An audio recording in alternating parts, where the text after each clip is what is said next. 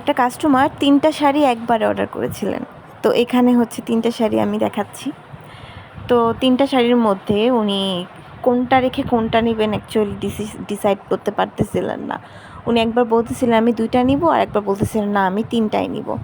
তো এই ধরনের সমস্যায় আমরা ওনাকে যেটা সাজেস্ট করি সেটা হলো গিয়ে যে আপনি শাড়িটা নেওয়ার পর যদি ভালো না লাগে তাহলে রিটার্ন করতে পারেন। তো রিটার্ন করার কিছু পলিসিও থাকে। আমাদের পেজে রিটার্ন করার পলিসি হচ্ছে আপনি একটা শাড়ি পছন্দ করেছেন, পছন্দ করার পরে নিয়েছেন, নেওয়ার পরবর্তীতে আপনার মনে হলো যে না শাড়িটা আমার ভালো লাগছে না, নিব না, এক্ষেত্রে কিন্তু আমরা রিটার্ন পলিসিটা রাখি না, রিটার্ন দিতে পারবেন না আপনি, কারণ আপনি ছবি দেখে আপনার পছন্দ হয়েছে তার জন্যই নিয়েছেন। এখন এটা আপনি বলতে পারেন যে আপু আমি ছবি দেখে নিছি কিন্তু বাস্তবে শাড়িটা ছবির মতো এরকম না। এটা আপু কি বলবো, ফোনের ক্যামেরার কারণে ছবির তারতম্য হয়, সেটা আপনি নিজেও বোঝেন। আমি নিজে বলি যে আমি ছবিতে আমাকে যতটা দেখতে সুন্দর লাগে বাস্তবে আমি ততটা সুন্দর না। তো এটা অনেকটা এরকম, একটা শাড়ির ছবিতে যতটা সুন্দর দেখায় হয়তো বা বাস্তবে এরকম না। আবার কিছু শাড়ি দেখা যায় বাস্তবে অনেক বেশি সুন্দর, ছবিতে খুব একটা ভালো আসতেছে না। তো এই ধরনের কিছু ইস্যু তো থাকেই। কিন্তু একটা শাড়ি আপনার পছন্দ হলো, আপনি নিলেন, নেওয়ার পরবর্তীতে কিন্তু কোনো ত্রুটি না থাকলে আপনি রিটার্ন করতে পারবেন না। এটা তো আমার লস হলো। আপনি পছন্দ করে শাড়িটা নিছেন, এই শাড়িটা হয়তো বা লাস্ট পিস ছিল যেটা আপনাকে আমি দিছি। এই শাড়ির অন্য কাস্টমারকে আমি হয়তো বা দিতে পারতাম এই শাড়িটা। এই শাড়ির হয়তো আরও কাস্টমার ছিল।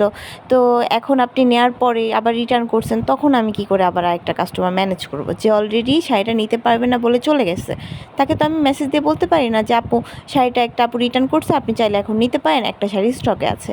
অ্যাকচুয়ালি এই ধরনের কিছু ইস্যুর জন্য আমি আপনাদেরকে বলবো যে প্রথমে শাড়িটা পছন্দ করেন এবং মন থেকে ডিসাইড করেন যে আপনি শাড়িটা নেবেন কি না, এবং এটাও ঠিক করেন যে আপনার বাজেট প্রবলেম আছে কি না। বাজেট প্রবলেম থাকলে তো একেবারে জোর করে আমি হাতে ধরে দিতে পারবো না, তাই না? কারণ ওভারঅল পে আপনাকে করতে হবে, আপনাকে পেমেন্ট করতে হবে, যেহেতু আপনার পছন্দ হলে বাজেটে হলে আপনি শাড়িটা নেবেন। অনেকে আবার রিকোয়েস্ট করেন আপু 500 টাকা শাড়ির দাম একটু কম রাখেন। আপু এক্ষেত্রে আমি বলবো যে দেখেন, আপনি যদি 2টা বা 3টা শাড়ি একবারে নেন আমি হয়তো কিছু ডিসকাউন্ট দিতে পারবো, কিন্তু শাড়িটা অলরেডি অফারে চলতেছে, শাড়ির দাম তো 500 না, আমি কম টাকায় ছেড়ে দিতেছি কারণ আমার লাস্ট কিছু স্টক আছে। তো এইসব ক্ষেত্রেও দেখা যায় যে আমি কমে দিতে পারি না। তো যারা আমার কাছ থেকে শাড়িগুলো নেবেন ভালো করে ছবি বা ভিডিও দেখে দেন হচ্ছে গিয়ে নেবেন। দরকার পড়লে আপনি আমাকে বলতে পারেন যে আপু এই শাড়িটার আমি আরও ডিটেলসে কিছু ভিডিও বা ছবি দেখতে চাই, সেক্ষেত্রে আমরা দিতে পারবো। কিন্তু নেওয়ার পরে আপনি যখন রিটার্ন করবেন তখন অ্যাকচুয়ালি শাড়িতে কোনো ত্রুটি নাই, কিন্তু আপনার এখন আর ভালো লাগতেছে না বলে রিটার্ন করবেন, এই ধরনের ক্ষেত্রে কিন্তু রিটার্ন নিলে আমাদের লস হবে। প্লাস আমি বিজনেস ওনার হিসেবে নিশ্চয়ই লস করতে চাইবো না। তো আপনাদের কাছে অনুরোধ থাকবে ভালো করে দেখে শুনে বুঝে বাজেট বুঝে দেন আমাদের কাছে শাড়ি নেবেন। তো যে আপু 3টা শাড়ি নিয়েছেন, আপুকে রিকোয়েস্ট করব 3টা শাড়ি রিভিউ দেওয়ার জন্য। 3টা শাড়ির জন্য আমি 3টা চুড়ি বানিয়ে দিয়েছি। অ্যাকচুয়ালি চুড়িগুলো যেহেতু সাইজ অনুযায়ী দিতে হয়, আমার কাছে স্টকে ছিল না।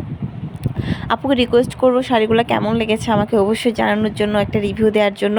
আপনারাও যদি নিতে চান অফার থাকতে নেবেন। মাত্র 500 টাকায় কিন্তু আমরা এই শাড়ি এবং চুড়িগুলা দিয়ে দিতেছি, খুবই কম টাকায় দিতেছি, তাই অফার থাকতে আমাদের কাছ থেকে অর্ডার করুন।